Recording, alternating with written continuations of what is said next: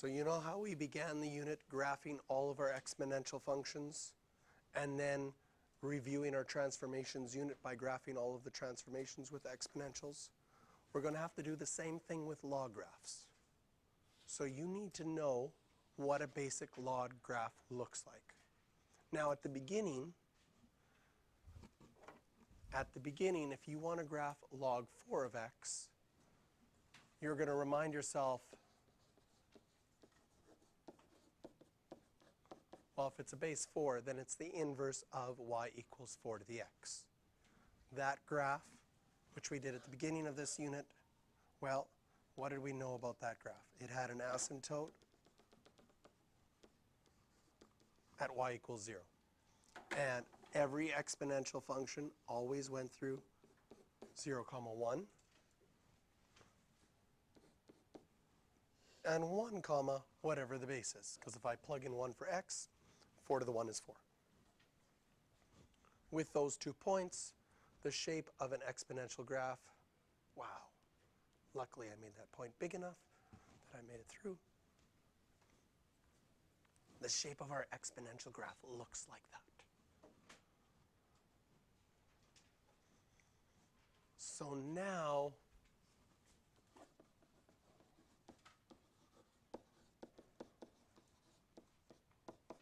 the graph of log base 4 of x, since it's an inverse,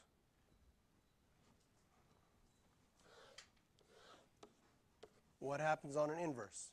You switch the coordinates. So if every exponential graph has the point 0, 1, does it make sense that every basic log graph has the point 1, 0? And if every exponential graph has the point 1, its base, every log graph is going to have the point its base, 1. And if you're switching x and y everywhere, your asymptote, which is y equals 0, if you switch x and y, it's going to become x equals 0. Has the same shape.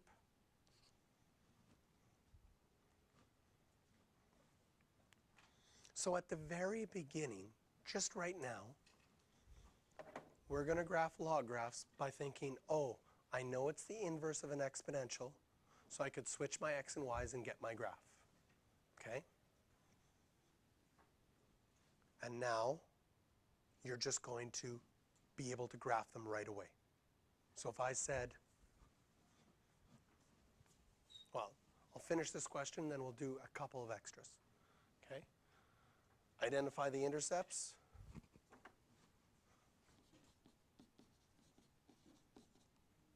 There's an x-intercept at 1. There's no y-intercepts. Does it have an asymptote? X equals 0. And domain and range. Your domain is x is bigger than 0 because of the asymptote. And your range is everything.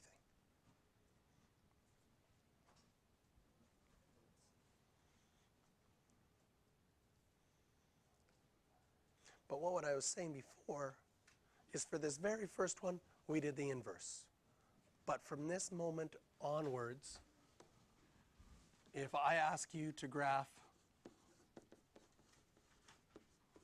y equals log base 7 of x, I want you to go directly to the graph to know that all log graphs have an asymptote at x equals 0. That all log graphs go through the point 1, 0,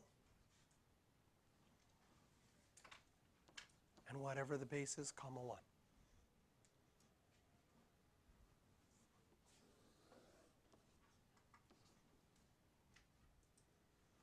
And there we have the graph.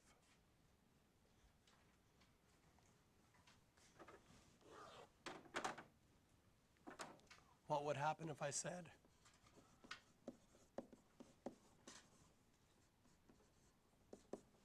the base was 1/3?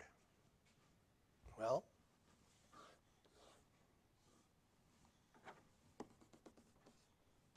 log graphs have x equals 0.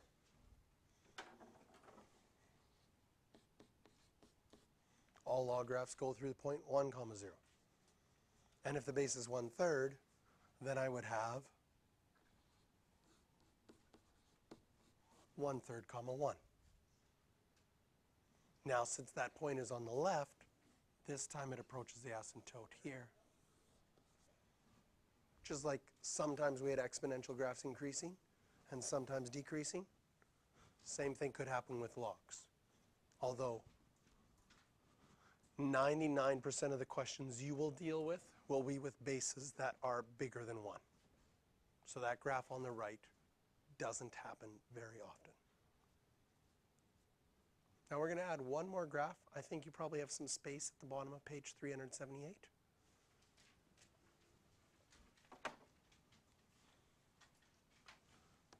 So at the bottom of page 378,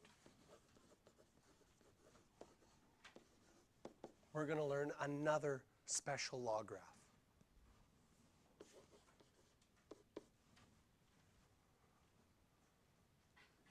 It's called the natural log. I think it comes from French. They put the L first, logarithm, then the N, naturel. So LN stands for natural log in English, but the L's first, then the N.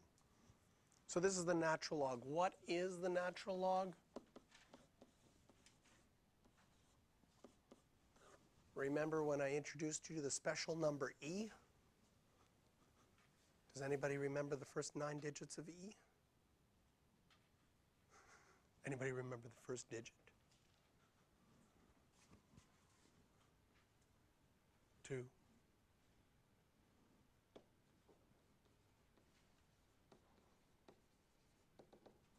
And it keeps going, but it doesn't. It looks like that pattern continues, but it doesn't. But there you have the first 9 decimal places of E. And so if you wanted to graph y equals the natural log of x, which is the same as writing log base E of x, but mathematicians use this so often that they changed the notation so they could write it quicker. What do all log graphs have? All log graphs have an asymptote at x equals 0. All log graphs go through the point 1 comma 0. And where's our other point going to be?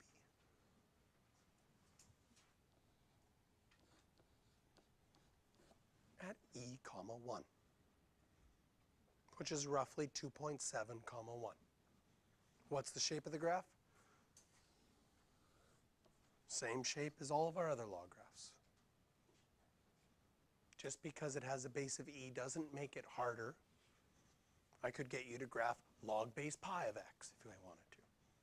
It would look the same. Same shape, same idea. So here we just get introduced to the basic log graphs. In the next sections, we'll do all the transformations with log graphs.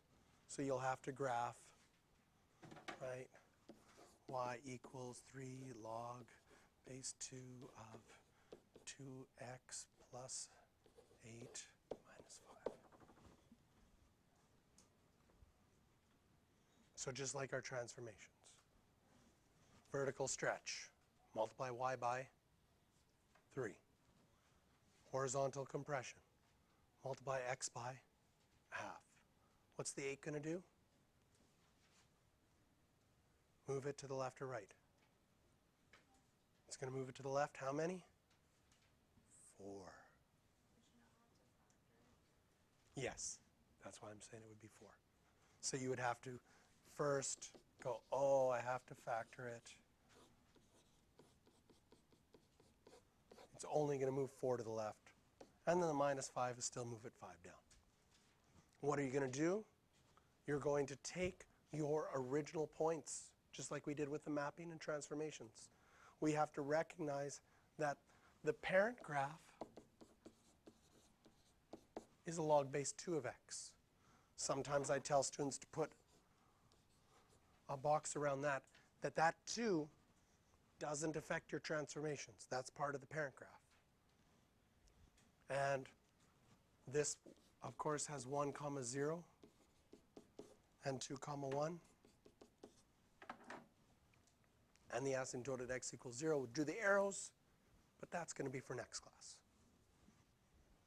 But we do all those transformations again. All right, questions for practice for graphing, just basic ones, 10 and 11.